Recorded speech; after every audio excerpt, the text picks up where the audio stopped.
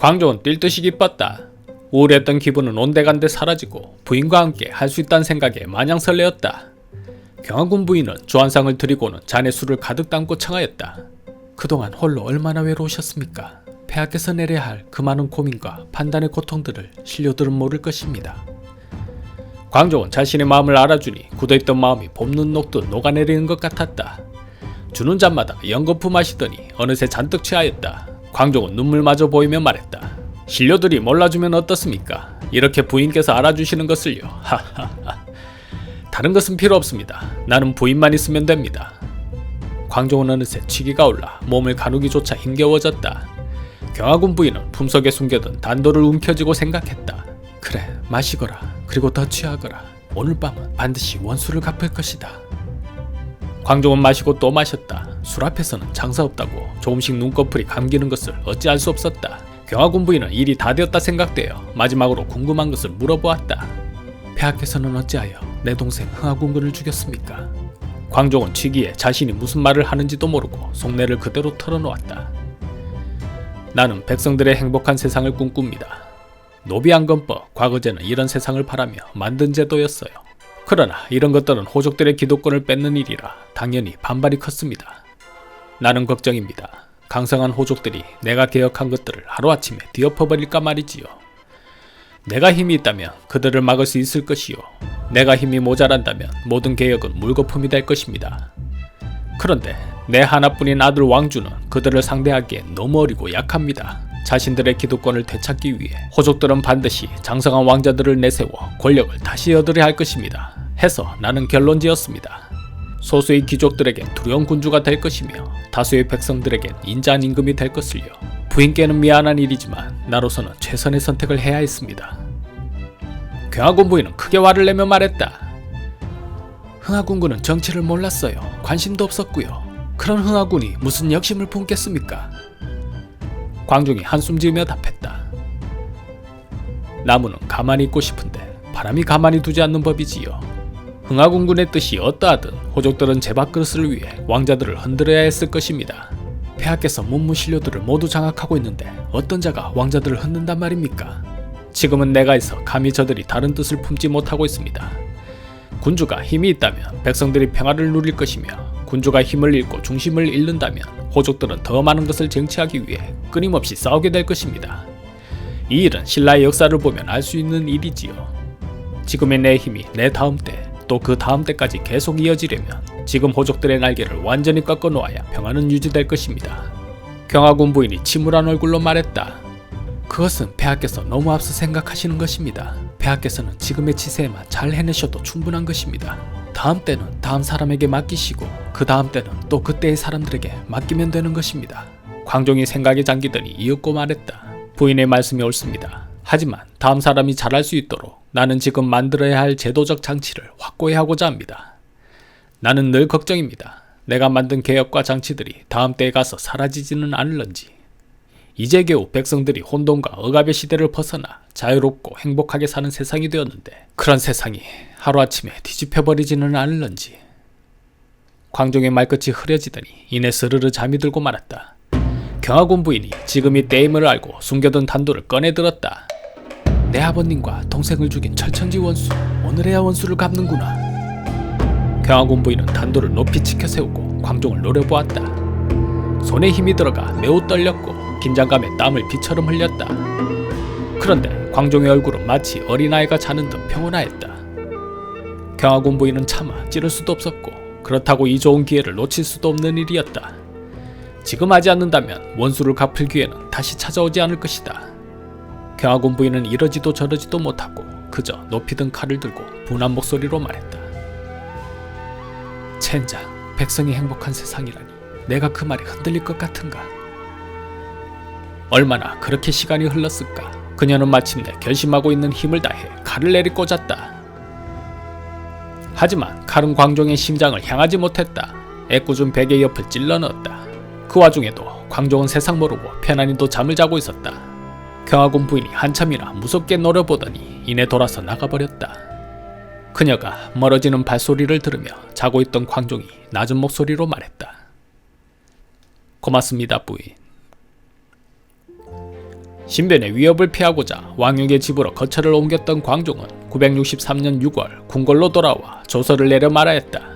내가 요즘 궁궐의 중수를 위해 오랫동안 이 궁에 있었으므로 경비의 마음을 두고 보통 때와는 일처리도 달라 백관이 아뢰는 일을 직접 듣지 못한 적이 많았다. 이로 인해 사람들 마음에 혹 의심이 생겨 막히게 될까 우려하여 이것이 걱정거리가 되고 잠자고 먹을 때도 잊지 못하였다. 이제 궁궐 수리를 마치고 정사를 처리할 장소도 있으므로 물은 너희 백관은 각각 너희 일을 공경하고 옛일에 의거하여 보고를 올리며 지체하지 말도록 하라. 물과 물고기의 관계처럼 같이 즐겨 임금과 신하가 서로 사이가 멀어지는데 이르러서는 안 된다. 왕권에 위험이 되는 세력을 숙청한 광종은 이렇게 신료들에게 먼저 손을 내밀어 화합을 유도하였다. 이에 문모 신료들이 모두 기뻐하였고 조정의 시스템은 빠르게 안정을 찾았다.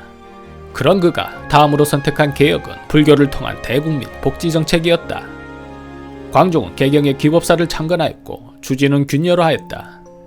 균여는 923년 황주 교외의 둔대 옆촌에서 변한성과 전명사이에서 태어났는데 7살 나이에 원만계를 즐겨 읽을 정도로 총명하였다. 하지만 얼굴이 너무 못생겼어 실망한 그의 부모는 균여를 버려버렸다. 그런데 까마귀가 날아와서 아이를 덮어주며 보호하니 그 모습을 본 균여의 부모는 예사인물이 아니다 여겨 다시 데려다 정성껏 키웠다. 이후 15살 때에 부흥사 식형화상에서 학문을 배워 뒤에 영통사에서 의순의 문인으로 수도에 힘썼다. 광종과는 이런 일이 있었다. 953년 후주에서 사시를 맞이하여 의례를 진행하는데 비가 너무 내려 행사를 계속할 수가 없었다. 이때 균여가 기청법회에 나아가 강연하자 기적처럼 비바람은 멎고 하늘이 맑아졌다. 광종은 이에 감탄하여 몸소 9번을 절하고 대덕에 봉하고 가족들에겐 토지와 노비를 내렸다. 이후부터 광종은 수시로 균여를 찾아 정치적 자문을 얻었다. 그런 균여가 귀법사의 주지로 초대된 것이다. 광종이 말했다. 황권이 이제 반석 위에 올랐고 문무가 모두 한결같은 마음으로 황실을 받들고 있습니다. 이제 짐이 나아가고자 하는 바는 오직 백성의 행복입니다. 그대가 많이 도와주셔야겠습니다. 균여가 엎드려 절하며 말했다. 황제께서 백성들을 구하고자 하시는데 어찌 소승이 마다하겠습니까? 미력한 힘 티끌만큼도 남기지 않고 오직 폐하를 위해 성심을 다할 것입니다. 광종이 기뻐하며 물었다. 고맙소이다. 하지만 짐의 개혁은 아직 완성되지 않았습니다. 노비안건법으로 많은 노비들이 양인이 되어 자유롭게 일을 하고 있지만 갑자기 신분이 바뀐 것에 적응을 하지 못하고 방황하는 백성 또한 많이 있습니다. 그동안 노비들은 주인들의 지시만 받을 줄 알았지 언제 스스로 생각하고 판단할 수가 있었겠소. 하여 농산일을 잘못하거나 장사에 실패하여 거린이 되거나 호족들에게 쌀을 빌리고자 다시 노비가 되는 일마저 생기고 있어. 이 일을 어찌하면 좋겠습니까? 균여가 잠시 생각하더니 천천히 답했다. 폐하께서는 어찌하여 고구려의 국상 을파소의 개혁을 교훈으로 삼지 않으십니까? 그는 진대법을 통해 흉년이 든 농민들을 국가가 보관하는 곡식을 빌려주고 가을에 추수한 뒤에 갚게 하였습니다. 이 진대법으로 수많은 농민들이 희망을 얻었음은 물론이요 흉년을 두려워하지 않고 능률적으로 일을 하니 국가의 재정 또한 더욱 튼튼해졌다 하옵니다. 자세한 이야기는 백항구사 27, 28회를 참고하시옵소서. 광종이 크게 기뻐하며 그 말을 반겼다. 진대법을 자세히 벤치마킹하더니 곧바로 어려운 백성들을 구제하기 위해 제위보를 설치하였다. 제위보는 광종이 실시하는 첫 대국민 복지 정책의 상징이었다. 평상시 국가는 양식이나 돈을 비축해 두었다가 어려운 이에게 일정한 이자를 받고 대출해 주었다. 이로 인한 이자 수익은 다시 의지할 곳 없는 가난한 사람을 구호하고 질병을 치료하는 데 사용하였다. 조선 후기의 실학자이며 성리학자인 수남 안정복은 제위보에 대해 다음과 같이 평하였다. 굶주린 자가 밥 먹여주기를 기다리고 병든 자가 치료와 보살핌을 기다리는 것은 인지상정이다. 굶주려도 밥 먹여줄 사람이 없고 병들어도 치료하고 보살펴줄 곳이 없다면 이는 곧 의탁할 데 없는 궁핍한 백성이다. 백성의 부모인 왕이 어찌 이들을 보호할 방법을 강구하지 않겠는가. 고려는 너그럽고 인자한 정치로 나라의 기조를 세웠기에 백성을 잘 보살피는 정치를 하기 위해 정성을 다하였다. 또한 기법사는 무차회와 수륙회를 열어 굶주리는 백성들에게 음식을 나누어 주기도 하였다. 이처럼 광종은 대국민 복지정책의 파트너로 불교와 함께 있고 기법사와 제위보는 고려의 복지정책을 성공적으로 이끄는 원동력이 되었다. 최승로는 기법사에 대해 다음과 같이 평하였다. 기법사에서 무차회와 수륙회를 열기도 하셨습니다.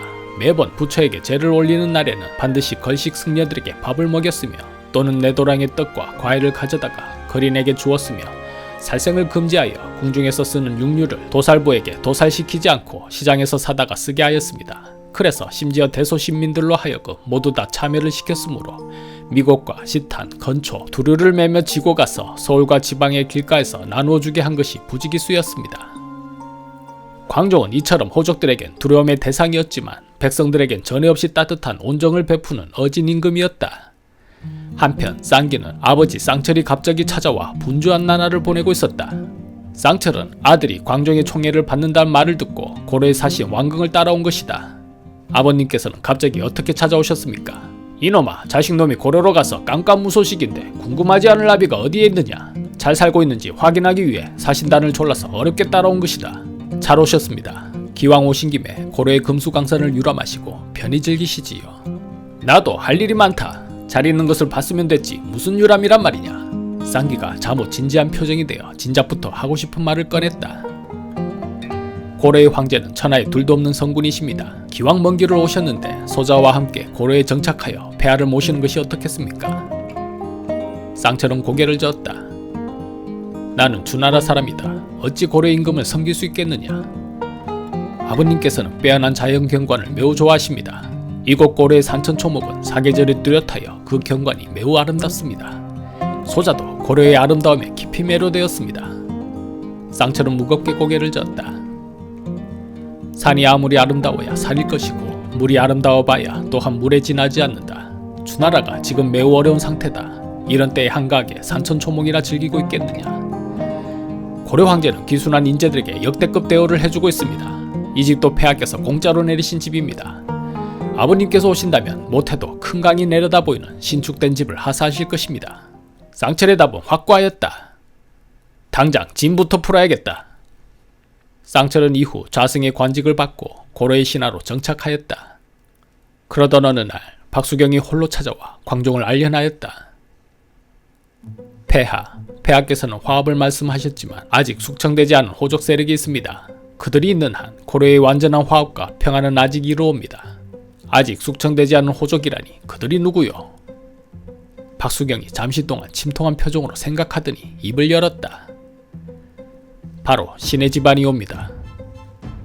그 뜻밖의 대답에 광종은 깜짝 놀라 뭐라 말을 하지 못하였다. 박수경이 말을 이었다. 폐하께서는 다음 목표로 신의 집안을 생각하고 계시는 것을 잘 알고 있습니다. 하여 신은 오늘 폐하께 완전히 항복하여 폐하의 처분을 먼저 청하고자 하옵니다.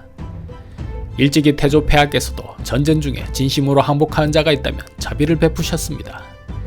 폐하께서 신의 가족들을 살려주신다면 모든 것을 다 내어놓겠습니다. 말씀만 하시옵소서. 무엇을 원하시옵니까? 광종은 박수경의 기습적인 말에 허를 찔리는 듯하여 뭐라 대답하지 못하고 그저 놀란 눈으로 쳐다보았다. 박수경은 잠자코 광종의 대답을 기다렸다. 그렇게 두 사람 사이에 무서운 침묵이 흐르고 이윽고 생각을 마친 광종이 미소 지으며 답했다. 그대가 속내를 드러내놓고 이야기하는데 어찌 짐이 숨기며 말하겠소.